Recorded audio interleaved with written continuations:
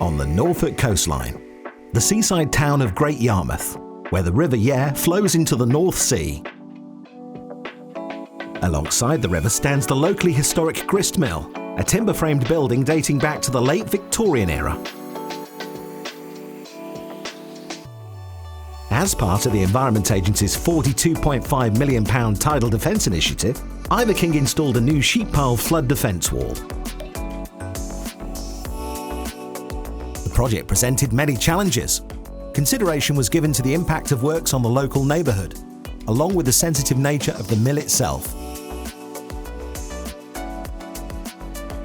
In addition, hard ground conditions, restricted site access, and the need to pass 23.5 metre sheep piles directly over the building.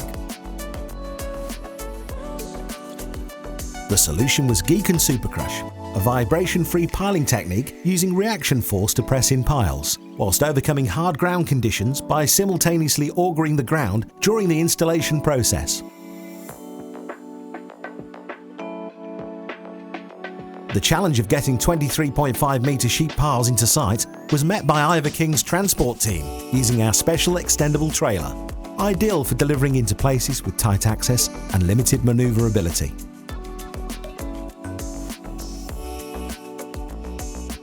The colossal sheep piles were lifted over the mill in pairs for installation by our Giken double crush silent piler using a 300-ton crawler crane. For safety, another identical crane steadied the 30-metre tall Supercrush auger during the piling process. To protect the environment, compressed air was used to create a bubble curtain, sometimes known as a pneumatic barrier, to avoid silt from escaping into the flow of the river. We are industry specialists in the use of Giken Supercrush silent piling technology.